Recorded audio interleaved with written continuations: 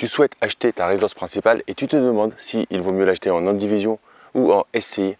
Je vais répondre à cette question dans cette vidéo.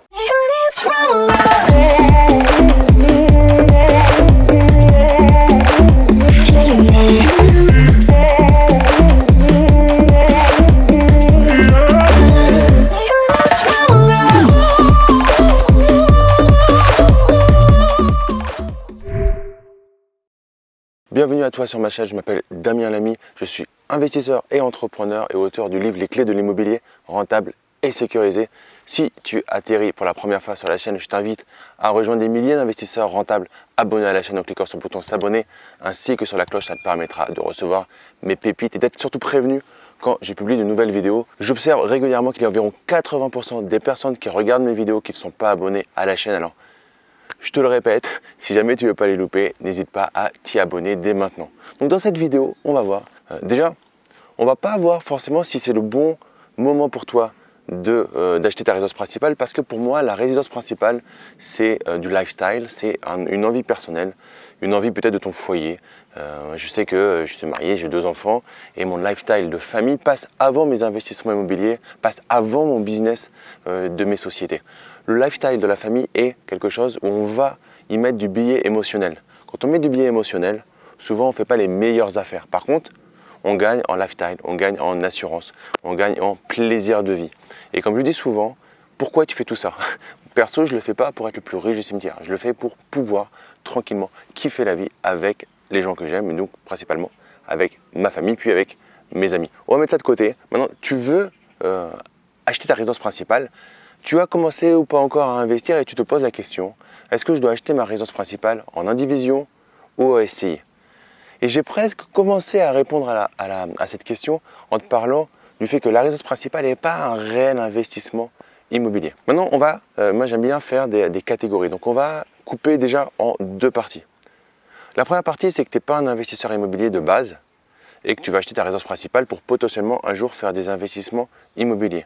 Et tu es soit seul, soit en couple. On va partir du principe que vous êtes à 2, parce que la SCI c'est plus simple à 2, même si c'est possible tout seul. Donc on va partir du principe que vous êtes à 2. Donc indivision ou SCI.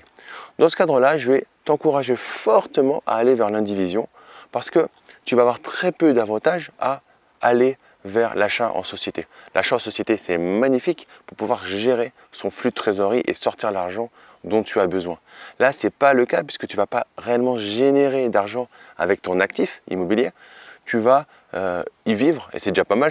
Tu vas te générer du bonheur, des grands plaisirs, peut-être voir des enfants grandir à l'intérieur ou de nouveaux enfants construire ton foyer tout simplement et agrandir ton foyer. Bref, des choses de la vie du quotidien, mais pas les choses à proprement parler de l'investisseur.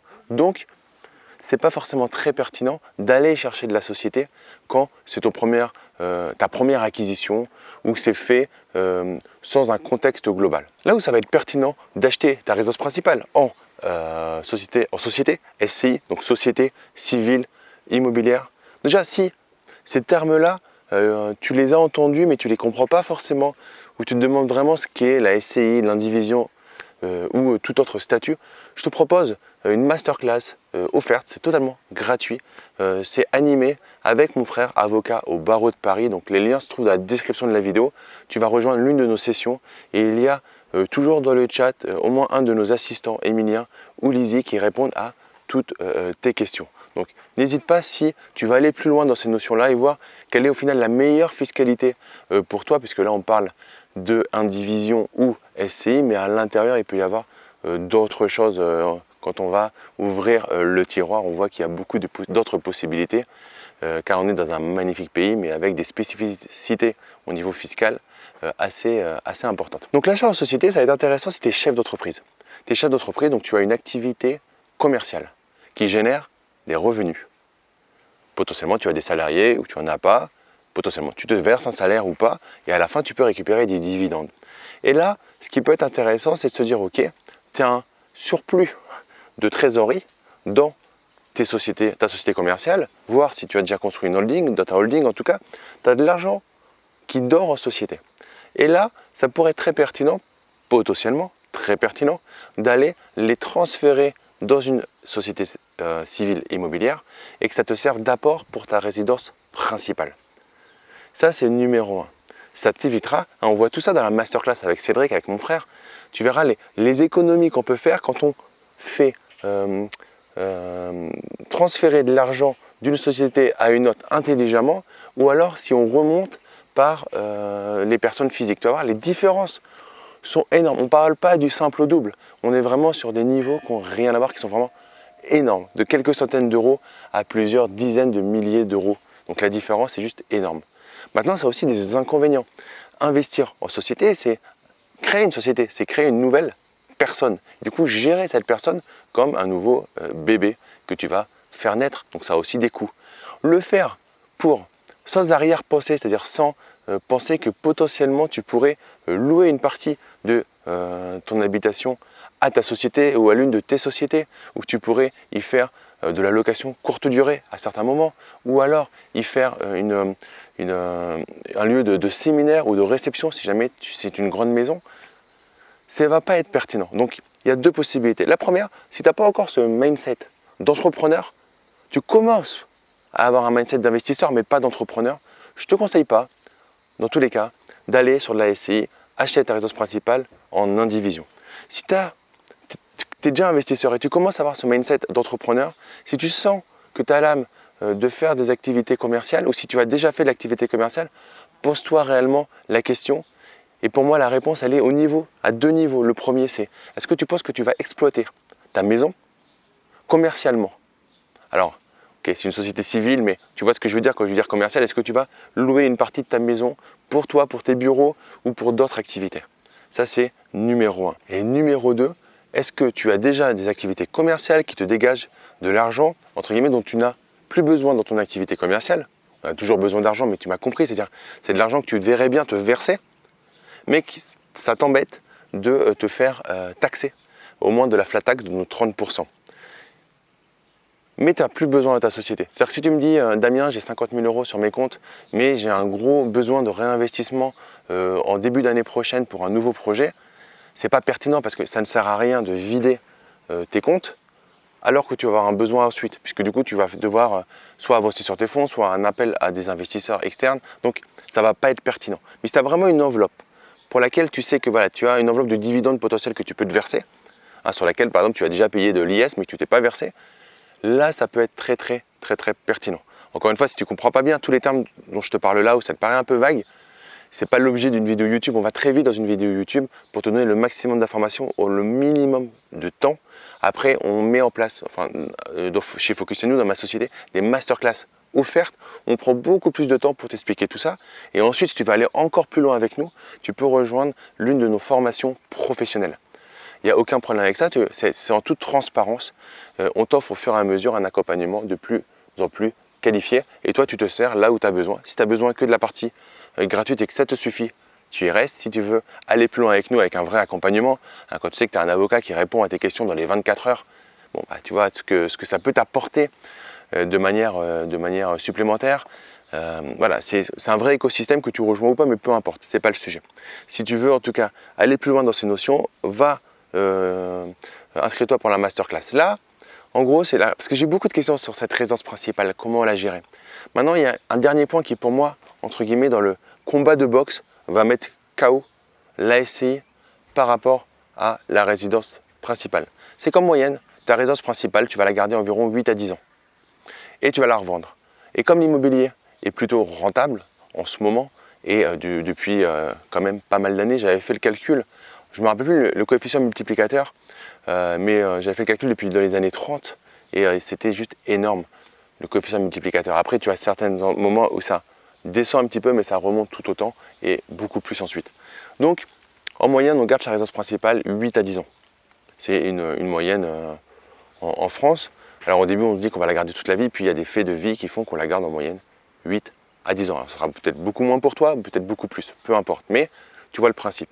Et là, sur ta résidence principale, en cas de plus-value, tu vas payer 0 € d'impôt sur ta plus-value immobilière. 0 € d'impôt sur ta plus-value immobilière. Tu as acheté 200 000 €, tu revends 300 000 €, tu fais 100 000 € de plus-value nette d'impôt. Si jamais tu achètes en SCI, alors principalement à l'IS, sinon il y a vraiment peu d'intérêt, donc IS, impôt sur les sociétés. Et par rapport à ça, tu vas amortir le bien immobilier. Du coup, la valeur de ton bien va se déprécier. C'est une société, donc tu as un bien. On estime que ton bien il va se déprécier sur 30 ans, 35 ans, 40 ans.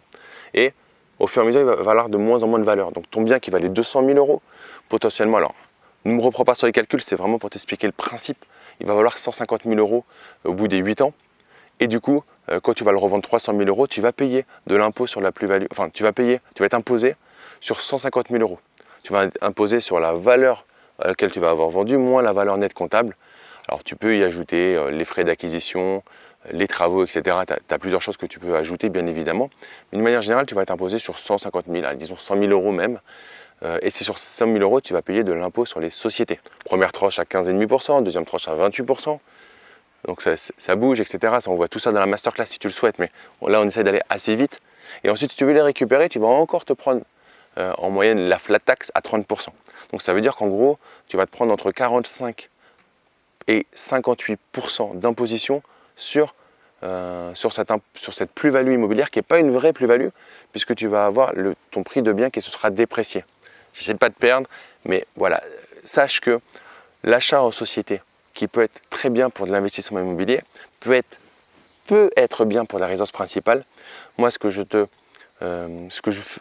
schématise ça, c'est la résidence principale, c'est pas un vrai achat d'investisseur, c'est pas un vrai achat d'investissement immobilier. C'est un achat que l'on fait en mode lifestyle, en gros, tu as fait des bons investissements, tu as fait des achats-reventes, tu te payes ta résidence principale, elle est payée, tu es tranquille, et ensuite tu continues tes investissements immobiliers et tu décorrèles le côté kiff que t'a permis tes investissements, donc ta résidence principale et ton business immobilier. Du coup, tu achètes d'un côté en indivision, tranquillement, parce que tu sais que tu n'as pas vraiment d'imposition à prévoir, et tu laisses la gestion en société, le business immobilier, pour toute la partie investissement que tu vas créer ou que tu as déjà créé, que tu vas continuer à augmenter.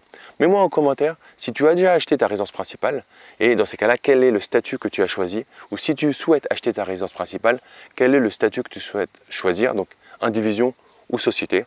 Donc société, souvent société civile et immobilière. Et mets-moi en commentaire pourquoi tu choisis donc l'indivision ou la société civile immobilière. Donc si tu as aimé cette vidéo, en tout cas, mets-moi un gros like, partage-la à tes amis investisseurs. Et pour te remercier d'être resté jusqu'à la fin de cette vidéo, je t'offre mon livre « Les clés de l'immobilier rentable et sécurisé ». Donc tu as juste à renseigner tes informations juste en dessous dans la description de la vidéo, tu verras, il y a un petit lien. Et tu payes les frais de traitement et je t'envoie ton exemplaire papier directement dans ta boîte aux lettres. Oui, tu as bien entendu, tu payes juste les frais de traitement et je t'envoie ton exemplaire papier dans ta boîte aux lettres. Donc voilà, tout se trouve dans la description de la vidéo. Attention, le stock est illimité, donc j'espère qu'au moment où tu regarderas cette vidéo, tu auras encore accès à cette offre. Sinon, envoie-moi un petit mail, peut-être que je ferai une exception, mais en tout cas, je te souhaite le meilleur et surtout, quelque chose de très important. Tu as vu cette vidéo parce que tu avais une question sur la résidence principale. Ok, maintenant, à la fin de cette vidéo, tu ne regardes pas une autre vidéo YouTube tant que tu n'as pas mis en place au moins une action. Par exemple, ta résidence principale, combien tu veux? Quel est le budget de ta résidence principale? Tu fais ton business plan de ta résidence principale. Et du coup, par rapport à ça, tu vas voir le quartier où tu veux acheter, avec ta femme, avec tes enfants, avec ton mari, et tu mets en place une action. Cette action, c'est, voilà, dans les 6 mois à 1 an, je vais trouver une maison dans ce rayon-là, à ce montant-là, et tu mets, tu figes, tu froses, j'ai envie de dire, cette action, tu la graves, tu l'écris, et ensuite tu en parles à ton partenaire pour valider ton projet. Et du coup, tu as fait une étape. Et là, après, tu peux revenir voir une vidéo sur un autre sujet ou conforter ce sujet. Je te fais confiance par rapport à ça. Mets-moi en commentaire si c'est OK pour toi et quelle action tu as mis en place. Et nous, on se retrouve très vite pour une prochaine vidéo.